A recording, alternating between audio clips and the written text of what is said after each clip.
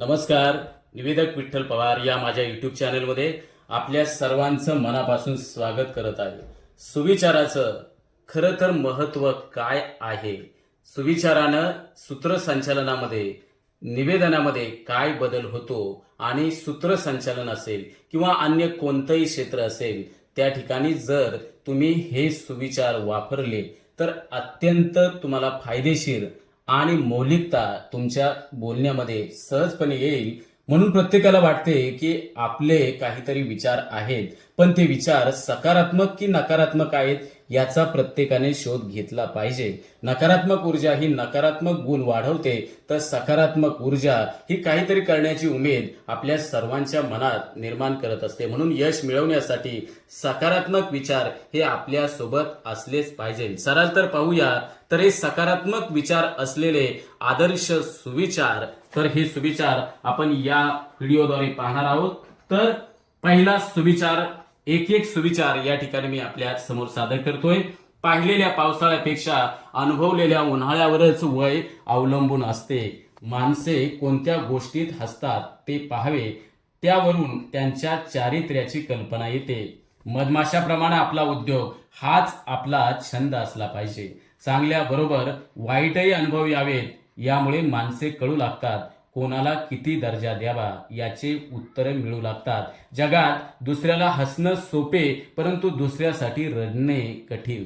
जगातील सर्वात सुंदर गोष्ट पाहता येत नाही अथवा तिला स्पर्शही करता येत नाही. अशा गोष्टीला केवळ हृदयातूनच अनुभवायचे असते. कविता आणि हसणे हे आयुष्याचे दोन रंग. तुम्हाला काय हवंय, जे काय हवे असेल ते हसत मुखाने मिळवा. तलवारीच्या जोरावर ते मिळवायचा प्रयत्न करू नका. तलवारीच्या जोरावर मिळवलेले तलवार असेपर्यंतच टिकते. बुटक्या माणसाला पर्वत शिखरावर उभा केला म्हणून तो उंच होत नाही. प्रामाणिक मनुष्य कधी गरीब असतो, माणसातील जणू तो राजाच असतो. माणूस अंतापेक्षा एकांताला अधिक घाबरतो. आयुष्याला जीवन म्हणतात ते उगाचच नाही. जीवन म्हणजे पाणी. आयुष्य हे पाण्यासारखे प्रवाही असावे, ते सारखे वाहावे. आईने प्रेमळपणाने पाठीवरून हात फिरवून केलेला उपदेश साऱ्या ग्रंथालयातील ज्ञानापेक्षा पवित्र असतो. कडू औषध घेतल्याशिवाय शरीराचा ताप जात नाही. कडू असले तरी हिताचे ऐकल्याशिवाय मनाचा ताप जात नाही. आपल्या आचरणाचा प्रभाव आपल्या भाषणापेक्षा अधिक होतो. लोकांनी तुमच्याशी जसं वागावं अशी तुमची इच्छा असते, तसं तुम्ही लोकांशी वागा. हाच नियम शास्त्राचा आहे आणि हेच सांगणं संदेशाचे आहे. यशस्वी आयुष्याचे गमक 3/4 चांगल्या व नम्र वागणुकीत असते. स्वतःचा विकास करा.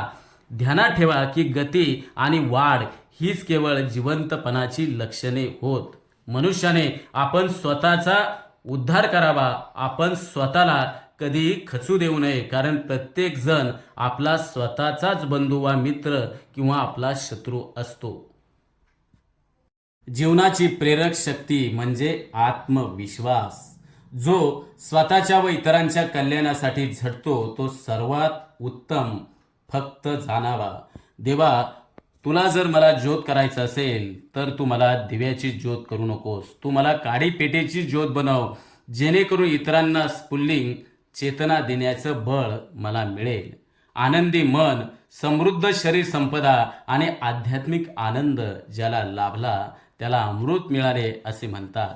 अति आहार, अति श्रम, अति बोलणं, नियमांचा अति आग्रह धरणं, अति जनसंपर्क ठेवणं, अति चंचल असणं, हे 6 गोष्टींमुळे योगाचा विनाश होतो. आशा हे अमरत्वाचं वरदान आहे. आशा हा जीवन प्रफुल्लित करणारा प्रकाश आहे. आज साधने खूप वाढत आहेत, पण साधना फारशी कुठे दिसत नाही. ज्ञान कुठेही असो तर ते पवित्र आहे. सूर्याचा प्रकाश कुठूनही आला तरी तो घेतला पाहिजे. झाडाची मुळे मिळेल तिथून ओलावा घेण्यासाठी धडपडत असतात. त्याचप्रमाणे ज्ञान उपासकांची दृष्टी हवी. शहरे आणि गावे माणसांकरिता खास काही करतात असे नाही, पण कर्तबगार माणसामुळे गावाला नाव मिळतं आणि गावकऱ्यांना अभिमान. जिच्यामुळे जीवनात आनंदाचे आकलन होते ती कला.